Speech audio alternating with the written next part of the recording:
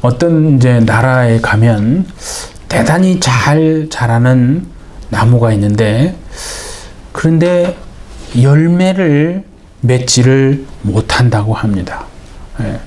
그래서 이제 그걸 가만히 이제 이유를 조사를 해보니까 그곳에 겨울이 없어서, 겨울이 없기 때문에 열매를 맺지를 못한다 하는 겁니다. 그러니까 참 신기한데, 그죠? 겨울이 없으면 맺혀지지 않는 열매가 있구나 하는 생각을 하게 되는데, 가만히 생각해 보면 우리의 신앙이 마치 정말 똑 그와 같지 않은가, 그런 생각이 듭니다. 왜냐하면 이 고난이라고 하는 참 추운 겨울은 대단히 고통스럽습니다. 그건 뭐 너무나 고통스러운데, 그런데 사실은 그 추운 정말 아픈 고난이 있기 때문에 하나님이 계획하시는, 우리의 삶을 통해 그 하나님이 계획하신 열매가 맺혀지고 있는 것이다 하는 거거든요. 그러니까 어떻게 보면 고난을 통해서 열매를 하나님이 우리의 삶을 통해 맺어 가신다는 것은요, 잘 들으면 되게 조금 역설적으로 들리기는 합니다. 그건 뭐냐면, 우리가 내가 뭔가 큰 일을 할 수 있다라고 교만하면요, 참 신기하게도 하나님은 그 일을요 너무나 보잘것없게 샥 만들어 버리시더라고요. 근데 반면에 정말 내가 작고 연약합니다라고 참 고백하면 또 신기하게 하나님은 그 일을요 크게 만들어 버리시는, 참 이상한 그런 역설적인 거라 하는 건데, 우리가 성경을 보면요, 보세요. 도저히 아이를 낳을 수 없는 90세의 여자가 아이를 낳는 일이 일어나는 거예요. 사라 이야기 아닙니까?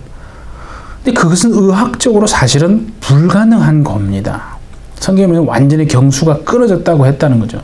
그러니까 이 의학적으로도 불가능한 일이지만 하나님이 함께 하시고 하나님이 일하시니까 그런 의학적으로 불가능한 일이 막 일어난다는 겁니다.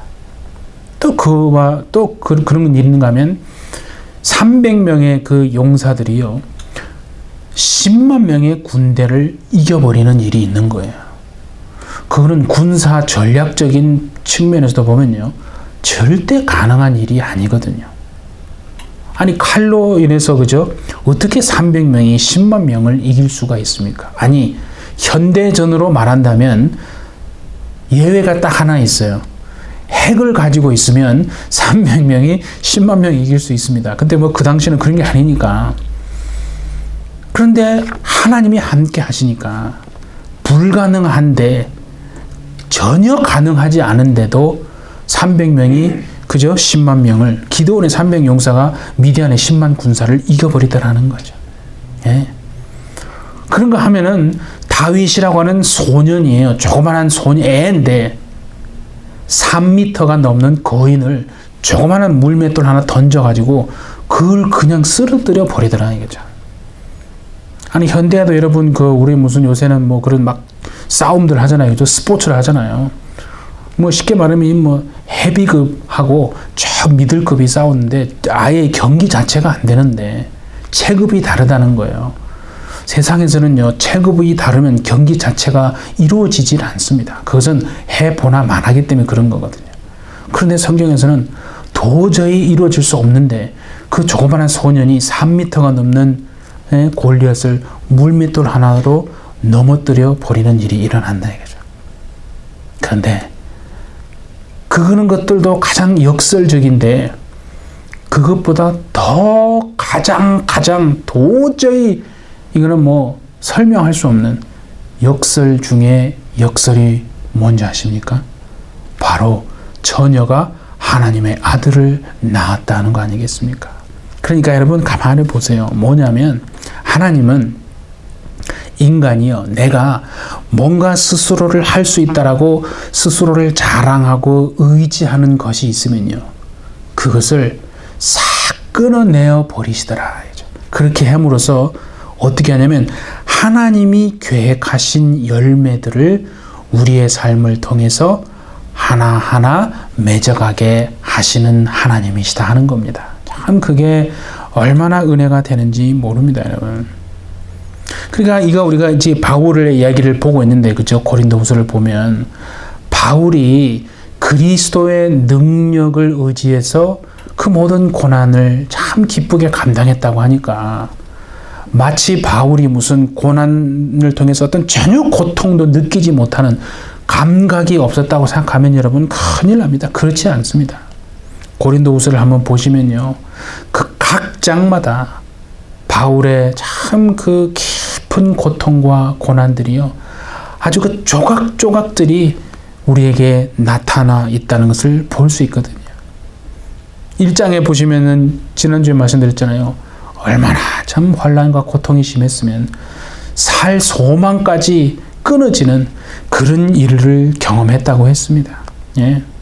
살 소망이 끊어지면은 보통 그리스도인들이나 하나님을 모르는 사람들은요, 어떻게 합니까? 극단적인 선택을 할 수 있는 가능성이 농후하거든요. 그런 일도 겪었다 이거죠. 그런가 하면은 우리가 이제 또 보겠지만 4장에 가면요, 사방으로 우겨쌈을 당합니다. 그 말은 뭐 어디 도망갈 구멍이 없는 거 아니에요. 답답한 일을 당했다라고 말하고 또 거꾸로 때림을 당했다는 게 완전히 스트럭 다운이에요. 아주 그냥 죽은 거나 마찬가지 아니에요. 그런 일을 당한 큰 환난과 고통을 겪었다고 말하고 있는가 하면, 지난주에 한번 말씀드렸잖아요. 12장에 가면요, 사단의 가시가 있었다는 거죠. 그와 같은 참 말로 표현하기 어려운 참 큰 고통과 환난이 바울에게서 떠나지 않았다는 건데, 2장, 오늘 우리가 이제 보는 이 2장에도 보면요, 그와 동일한 패턴이 계속되고 있는 것을 알 수 있습니다. 그게 12절과 13절에 한번 보세요. 보면 이렇게 돼 있어요. 바울이 에베소를 떠나서 지금 드로아를 거쳐서 어디를 갔냐면 마케도니아까지 갔다라고 합니다. 그런데 마음이 참 편하지 못하는 거예요. 너무 마음이 불편한 거예요. 그 왜 그런 거냐면 뭐 다른 이유가 아니에요. 자신이 너무나 무능한 목사라는 비난을 얼마나 받았는지 모릅니다. 예, 여러분, 누가 받았다고요? 바울이요. 그 천하의 바울도요, 무능한 목사라는, 예? 그 비난을 고린도 교회에서 받은 거예요. 그러니까 정말 그런 사역이 여러분 제대로 되겠습니까? 그 무능한 목사라는 비난 속에서 고린도 교회에서 사역을 제대로 못해가지고 마케도니아로 갑니다. 그런데 그곳에서도요, 큰 또 환난을 겪게 되거든요. 얼마나 참 자신이 낙담하고 절망하고 참 고통에 있었는지를요, 참 솔직하게 바울이 그렇게 고백을 하고 있는 겁니다. 그러니까 그 고린도 교회로부터 사도라고 하는, 정말 정통 사도라고 하는 그 인정도 못 받고, 예, 무능하다, 이렇게 말은 그렇게 못하느냐, 비리비리하냐, 뭐 그런 참 모함과 비난을 받고, 그렇죠? 그의 마음속에는 아주 낙심과 고통이 있어가지고, 여러분, 그런 상황에서 무슨 사역이 여러분 되겠습니까? 그래가지고 보니까 그로 인해서 드로아에까지 갔는데 드로아에서도 사역이 제대로 펼쳐질 수가 없는 거예요. 그런데 보세요. 바울이요, 참 얘기를 합니다. 뭐라고 하냐면 역전을 얘기하고 있는 겁니다. 참 그런 생각을 해요. 뭐 저도 그런 생각을 하는데, 바울이 정말 주님의 사역을 하고 있었던 건가? 아니면 바울이 주님의 사업을 하고 있었던 건가? 네? 그런 생각을 참 할 때가 있지 않습니까? 그러니까 사업을 하면 자신의 뜻을 펼치고 세워서 계획하고 자신의 능력을 가지고 그것을 이루어내는 것, 그게 사업입니다. 그렇죠? 그러니까 자신이 무능하니까 나는 이 사업을 할 체질이 아닌가 보다. 훨씬 더 나보다 능력 많은 그런 목사들이 있으니까 하나님은 그런 능력 있는 사람들을 쓰시겠지. 그러면 그건 주님의 사업을 하는 거 아니에요. 그런데 그렇지 않다는 게, 주님의 사역을 하는 사람은 어떤 거냐면 자신의 뜻이 중요한 게 아니에요. 자신이 무능한 것이 문제가 되지 않는다는 거예요. 그러니까 고린도 교회로부터 뭐 무능하네, 말을 못하네, 온갖 정말 사도의 자격이 없네, 목사의 자격이 없네라는 그런 비난을 받아서 막 낙심은 했지만 여러분, 그 바울의 마음속에는요, 그리스도의 능력을 항상 붙들고 하나님이 그를 놓지 않지 않습니까? 그래서 이게 정말 중요한 거구나. 내가 그리스도의 사업을 하는 자로 가고 있는 게 아니라 그리스도의 사역으로 하나님이 부르셨다면 내가 능력이 없어도 그 하나님의 뜻을 탁 세우고 그 뜻에만 순종해 나간다면 하나님이 바울을 붙드신 것처럼 우리 모두를 붙드시고 그렇게 이기게 하실 줄 믿습니다. 그래서 14절을 한번 보세요. 바울이 하는 얘기가 그리스도 안에서 역전을 고백하는 게 뭐냐면요, 항상 우리를 그리스도 안에서 이기게 하시고 우리로 말미암아 각처에서 그리스도를 아는 냄새를 나타내시는 하나님께 감사하노라. 이기게 하시는 분은 하나님인 줄 믿습니다. 내가 내 능력으로 이기는 게 아니고 하나님이 이기게 하시니까 이기는 삶, 그 삶이 진짜 그리스도인의 삶인데, 여기에서 우리가 정말 중요한 게 있어요. 이걸 여러분 한번 이제 그림으로 한번 그려보세요. 머리로도 그리지만 정말 한번 진짜 펜으로 한번 여러분 그려보세요. 이게 뭐냐면요, 이기게 하신다, 하나님이 이기게 하신다는 말은 승리의 개선 행진을 말하는 거예요.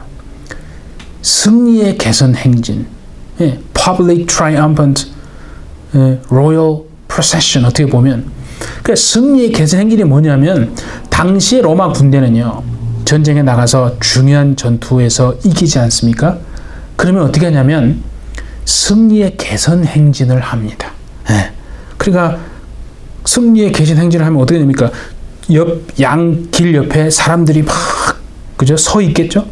그러면 그 양옆에 서 있는 사람들을 두고 이제 행렬을 걸어가는데, 그게 다 마음대로 하는 게 아니라 이게 순서가 있더라고요. 그래서 한번 제가 찾아봤어요. 그 당시에 전쟁에서 이기고 난 다음에 로마 군대가 어떻게 승리의 개선 행진을 걸어갔는가. 그게 지금 하나님이 우리에게 이기게 하신다는 뜻이건데, 맨 앞에는 누가 있냐면요, 원로원이 탁 걸어갑니다. 그리고 그 뒤에는 바로 뒤에는 나팔 불고 다 걸어가고요. 그리고 이제 뒤에는 그 전쟁에 이겼으니까 전리품을 얻었을 거 아니에요, 그죠? 그래서 그 전리품을 든 사람들이 막 따라갑니다. 그리고 그 뒤에는 누가 차로 잡혀 있는 그 적진의 그 장군들이요, 손에 이제 사슬이 묶여가지고, 그죠? 더 이렇게 따라갑니다. 그러면 이제 그 뒤에는 누가 따르냐? 관리들이 있고, 또 그 뒤에는 이제 어떤 수금을 든 악사들이 뒤를 따라갑니다. 그리고 그 뒤에는 향로를 흔들고 제사장들이 따라갑니다. 향로를 막 흔듭니다. 요거는 또 뒤에서 나옵니다. 그리고 이제 가장 클라이맥스, 하이라이트는 뭐냐면 정말 개선 장군 아닙니까? 그 개선 장군이라는 말이 거기서 나온 거예요. 그 마차 위에 승리하신 그 개선 장군이 탁 서 있고, 바로 그 뒤에 이제 그 개선 장군의 가족이 따라가고, 그리고 맨 마지막 그 행렬에 누가 따라가느냐면 군대가, 그 로마 군대가 승리의 구호를 외치면서 그 행렬을 탁 따라갑니다. 자, 그림이 한번 쫙 머릿속에 좀 길지만 한번 정리가 해보세요. 그러면 우리가 물어봐야 됩니다. 그러면 이 정말 승리의 개선 행진에 우리 자신도 지금 참여하고 있는 거 아니에요? 그렇죠? 우리도 이 지금 승리의 개선 행진에 참여하고 있는데, 우리는 어떤 모습으로 과연 이 개선 행진에 참여하고 있는가? 그게 중요한 거예요, 여러분. 근데 분명한 거는 이거예요, 그죠? 아까 말씀드린 것처럼 승리한 그 장군은 누굽니까? 개선 장군은 바로 예수님입니다. 그것은 뭐 의심할 여지가 없죠. 개선 장군은 예수님인데, 그러면 우리는 누굽니까? 그 개선 장군 뒤에서 우쭐대면서 따라가고 있는 군대의 모습이 우리입니까? 여러분, 으쓱대면서 따라가는 군대의 모습이 우리가 아니라, 경건한 학자들은요, 이거를 어떻게 해석하냐면요, 그 승리의 개선 행군을 다 그런 행렬에 바울이, 즉 우리 믿는 자가 누구냐면 포로로 잡힌 종의 모습이 우리의 모습이라는 거예요. 그렇게 해석합니다, 여러분. 진짜 경건한 학자들은 그 개선 장군, 이긴 개선 장군의 포로가 된 종의 모습으로. 그러니까 무슨 말이냐면 이거 아니에요. 그리스도께서 장군, 살인관이 되셔서 우리에게 오셨는데 우리는 뭐 하고 있었습니까? 사단의 종이 되어서. 그렇잖아요. 사단의 종이 되어서 그 종으로 살아가던 우리를 구하여 내시고 우리를 그 예수님의 개선 장군 대신 승리하신 그 예수님의 포로로 그 행렬을 우리가 따라가게 하고 주님이 우리를 포로로 쉽게 말해서 이끌고 가신다 하는 것을 얘기하는 거거든요. 그러니까 여러분의 얼굴 보니까 잘 이해가 안 되는 표정이신데 정말 중요한 건 이거예요. 내가 지금 누구의 포로가 되고 있는가? 내가 누구의 포로가 되는가가 우리의 운명을 여러분 결정하는 겁니다. 예. 우리가 악한 장군의 포로로 사느냐, 마귀의 종으로 사느냐, 그거예요. 아니면 선한 장군의 포로가 되어서 살아가고 있는가? 개선 장군, 승리하신 예수님의 포로가 되어 살아가는가? 우리의 인생이 누구의 지금 포로된 종으로 살아가느냐가 우리의 인생의 운명을 결정하는 겁니다, 여러분. 그러니까 오늘 하나님이 이 본문에서 바울을 통해서 우리에게 말씀하시는 승리는 뭐냐면 세상에서 말하는 그런 승리의 차원이 전혀 아닙니다. 승리의 개선 행진에 우리가 참여하고 있지만 그리스도의 포로된 종으로서. 그래서 때로 살다 보면 바울이 말한 것처럼 살 소망까지 정말 끊어지는 그런 약한 그런 존재. 하지만 승리하신 그 그리스도만을 우리가 높이고, 그렇죠? 나는 연약하지만 지금 나를 이끌고 가신 저 승리하신 저분만 내가 따라가면 반드시 나는 승리하고 이길 수 있다는 것을 믿고 감사하면서 정말 하는 그것이 진짜 승리의 확신이다. 그렇게 지금 말하는 겁니다. 그러니까 나는 연약하고 참 어리석지만 승리하신 그 예수 그리스도의 포로가 되어서 오직 그분만의 뒤를 따라가심으로 진짜 승리를 선포하시는 저와 여러분 되시기를 예수님의 이름으로 축복합니다. 그게 중요한 거예요. 예. 근데 우리 많이 오해하거든요. 여기서 정말 우리가 또 놓치지 말아야 할 게 아까 뭐라고 했어요? 향로를 그 중간에 보면 향로를 흔들면서 따라가는 제사장이 있다고 그랬어요. 예. 그게 뭐겠어요? 향로를 흔드니까 냄새가 나는 거예요. 그러니까 승리를 말로만 하는 게 아니고, 예, 말로만 하는 게 아니라 후각적으로 그것을 기억하게 승리의 냄새가 분명히 기억되게 하신다는 거예요. 그게 얼마나 멋집니까, 여러분? 말로만 승리하는 게 아니라 정말 그 향로를 흔들면서 가는 그 향이 날 거 아니에요. 냄새가 날 거 아니에요. 그러니까 승리의 그 냄새로 기억하게 하시는 정말 그거 아니겠어요? 그래서 자, 본문에 우리 14절을 한번 보십시오. 이렇게 돼 있어요. 우리로 말미암아 각 처에서 그리스도를 아는 냄새를 나타내시는 하나님께 감사하노라. 그렇죠? 그러니까 승리의 지금 개선 행렬이 탁 지날 때마다 어떻게 합니까? 그 향이 태워지잖아요. 그 향이 태워져서 승리의 냄새로 기억되게 된다는 거예요. 참 얼마나 멋집니까? 그래서 지금 바울이 뭔 얘기를 하는 거냐면 자신은 분명히 하나님 앞에서 사도로 부름받은 그리스도의 향기다. 그 얘기를 하는 거예요. 사도로 부름받은 그리스도의 향기다. 자신을 그렇게 얘기하는데, 자, 그게 사도 바울만이겠습니까? 우리도 그런 거예요. 자, 우리 옆에 분들 이렇게 한번 고백합시다. 우리는 그리스도의 향기로 부름받았습니다. 잠시 합시다. 시작. 우리는 그리스도의 향기로 부름 받았습니다. 예, 우리는 그리스도의 향기로 부름 받은 겁니다, 여러분. 그걸 얘기해도 안 믿거든요. 참 안 믿어요. 그냥 믿고 좀 고백하고 선포하는 여러분 되시기를 바랍니다. 예. 그리스도의 향기로 부름 받았다는 말이 뭐냐면 듣기 좋으라고 하는 말이 아니고 진짜고요. 그 말은 우리는 이 세상을 살면서 진짜 그리스도인은 누구냐면, 진짜 믿는 자는 누구냐면 나의 향기를 내는 사람이 아니라 그리스도의 향기를 내는 사람이다. 그리스도의 향기를 내게끔 하나님이 그렇게 열매를 만들어 가신다. 그렇게 우리의 삶을 계속해서 주장해 가신다는 거예요. 그다음에 생각해 보세요. 원래 그렇게 부름받은 우리 그렇게 사는 것이 정상인데 그렇게 하려면 어떻게 해야 됩니까? 우리가 우리 인생의 주인이 되고 그리스도가 손님이 되면요, 절대로 그런 그리스도의 향기를 낼 수가 없는 거예요. 그러니까 우리가 우리 인생의 주인이 아니라 그리스도가 주인이 되고 우리는 뭐라고요? 그분의 포로된 종이 되어서 정말 그분이 이끄시는 대로만 따라간다면, 내가 비록 어리석고 연약하고 뭐가 모자라고 전문가 부족해 보여도 그 실패하는 게 아니라 결국에는 승리할 줄 믿습니다. 예.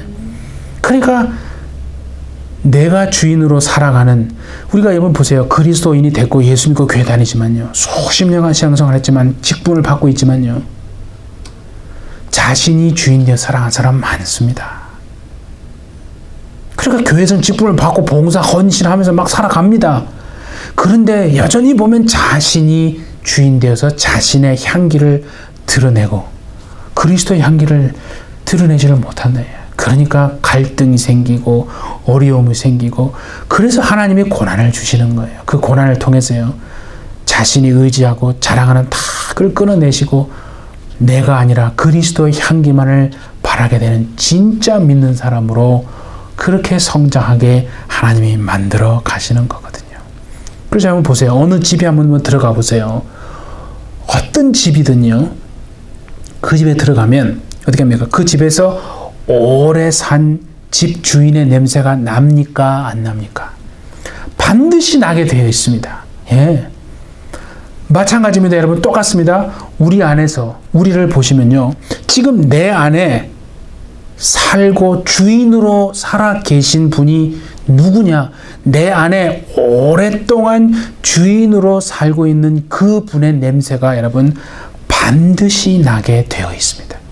우리 안에 내가 주인 되어 살아서 내 냄새가 나는 인생이 아니라 정말 승리하신 그리스도 예수가 우리 안에서 주인으로 오래 사심으로 예수님의 정말 향기 나는 인생 되어주시기를 예수님의 이름으로 축복합니다. 예, 그게 진짜 인생 아니겠어요? 레위기에 보면요, 불로 이렇게 태워서 하나님 앞에 제사를 지내는 게 세 가지가 있습니다. 그게 뭡니까? 레위기에 보면 뭐가 있냐면은 번제, 소제, 화목제, 그렇게 세 가지가 있어요. 그 번제와 소제와 화목제를 성경에 그 레위기에 보면 뭐라고 기록하고 있냐면요, 하나님이 기뻐하시는 향기로운 제사라고 말하고 있어요. 그게 그냥 하는 얘기가 아니에요. 제사가 2개가 더 있어요. 총 5개가 있거든요. 속죄제하고 속건제 들어보셨죠? 그 2개가 더 있는데 그 2개는요, 향기라는 말을 쓰지 않습니다.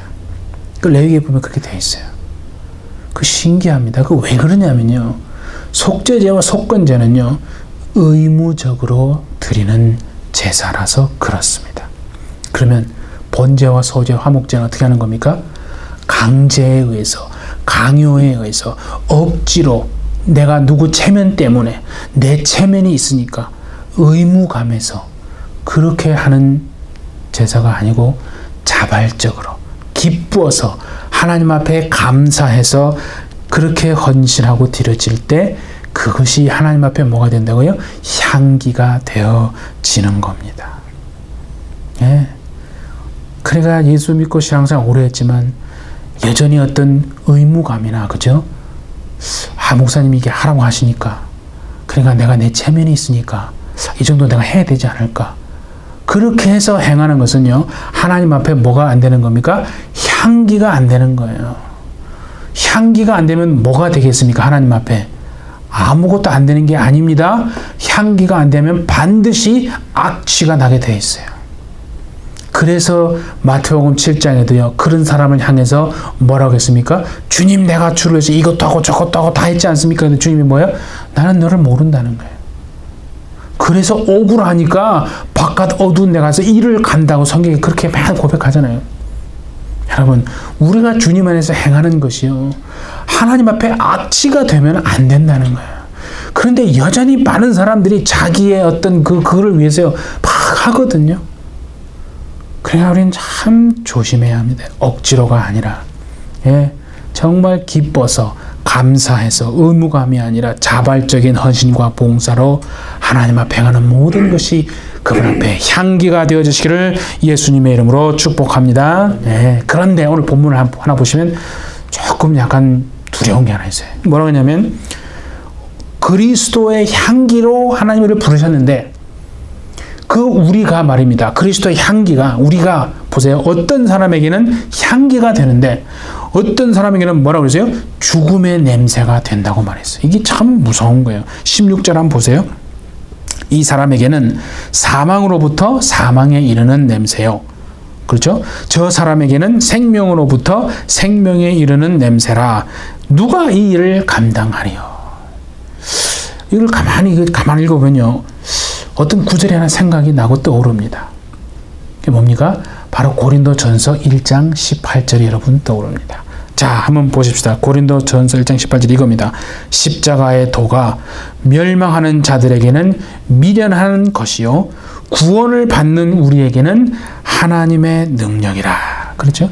십자가의 도가 멸망하는 사람들에게는 그게 어리석고 미련해 보인다 이거죠. 그런데 구원을 받는 우리에게는 하나님의 능력이라. 그러니까 앞에서 16절에서 말한 어떤 사람에게는 사망으로부터 사망에 이르는 냄새가 되고 어떤 사람에게는 생명으로부터 생명에 이르는 냄새라는 말이 무슨 말입니까, 여러분? 그러니까 어떤 사람은요, 그리스도의 향기를 통해서 생명을 택하고 그 승리의 행진을 따라오는 사람이 있는가 하면, 또 어떤 사람들은 그것을 거부하고 죽음을 택한다, 그 말입니다. 좀 이해가 안 되시면 이렇게 생각하시면 돼요. 우리가 여러분 빛을 어떤 한 곳에 싹 비춰보세요. 빛을 비추면 신기하게도요, 그 빛 속으로 확 나오는 생물들이 있습니다. 그렇죠? 빛으로 모이는 생물들이 있어요. 그런데 똑같이 빛을 비추는데 어떤 생물들은요, 이상하게 반대로 그 빛을 피해서 싹 사라져서 어둠 속으로 도망하는 생물들도 있거든요. 그와 비슷한 거예요.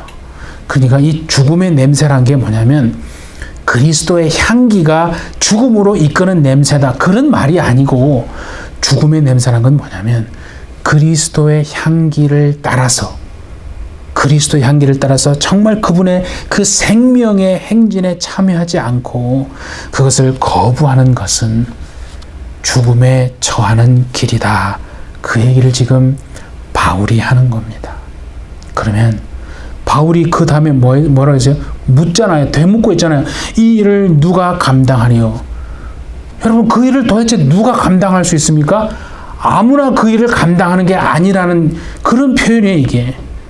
그 일을 누가 감당할 수 있냐면요, 그리스도의 부름을 받아서 정말 그분을 주인으로 모시고 나는 그분의 포로가 되어서 오직 그분의 뒤를 착 따라가며 그분과 동행하는 사람들, 그 사람들만이 이 일을 감당할 수 있습니다. 그런 말이 아니겠습니까?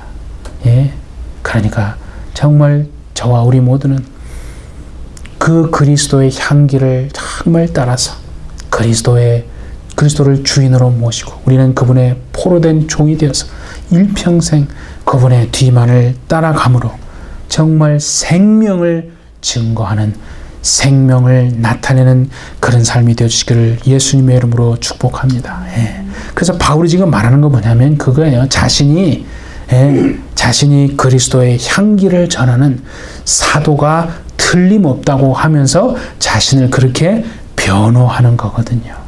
그러니까 자신에게 지금 나타나는 그 그리스도의 그 향기를 따라서 승리의 행진에 여러분 참여하지 않고 의심하고 대적하면 그게 뭐라고요? 죽음에 이르는 냄새가 될 거다. 그 얘기를 하는 겁니다. 그러니까 이 승리는 좀 전에 말한 것처럼요. 그냥 아무나 경험하고 누리는 승리가 결코 아니라 그리스도의 정말 그 향기를 따라 그분을 주인으로 모시고 그분의 포로가 된 종으로 그렇게 그분을 온전히 뒤따르는 사람들만이 누릴 수 있는 승리라고 지금 말하는 거예요. 그 승리를 누리기 때문에 절망의 현실의 속에서도 결코 낙담하지 않고 소망을 가지게 되시는 것 아니겠습니까? 말로만 하는 게 아니라는 거예요. 말은 누구나 할 수 있어요. 사랑하는 우리 햇빛 여러분, 우리에게 이 땅의 그리스도인들에게 필요한 승리가 바로 이 승리입니다. 오늘 나는 이상하게 여러분 정말 십자군의 그런 승리를 얘기하는데 세상에서 말하는 그런 십자군의 승리가 아니라 바로 예수 그리스도의 포로된 자로서의 승리. 우리는 연약하지만 나는 어리석고 부족하지만 하나님의 능력과 승리하신 그 주님만을 온전히 뒤따라가는 그 개선 정말 행진에 뒤따라가심으로 정말 승리를 경험하고 선포하시는 저와 우리 모두가 되어주시기를 예수님의 이름으로 축복합니다. 함께 기도하겠습니다. 우리를 그리스도의 향기 나는 존재로 부르신 하나님 아버지, 우리는 약하고 어리석지만 승리하신 예수님을 주인으로 우리의 삶에 모시고 우리는 그 주님의 포로된 종으로 온전히 주님만을 뒤따르는 그 승리의 개선 행진, 정말 그 뒤를 따라가는 복된 인생 되게 하여 주셔서 억지로 의무감이 아니라 기쁨과 감사로 행하는 정말 그런 인생, 하나님 앞에 향기나는 인생이 되게 하여 주시고 그래야 세상에 승리의 주님을 나타내는 은혜의 삶을 우리 모두 살아낼 수 있도록 주님 역사하여 주옵소서. 감사드리며 예수님의 이름으로 기도하옵나이다. 아멘.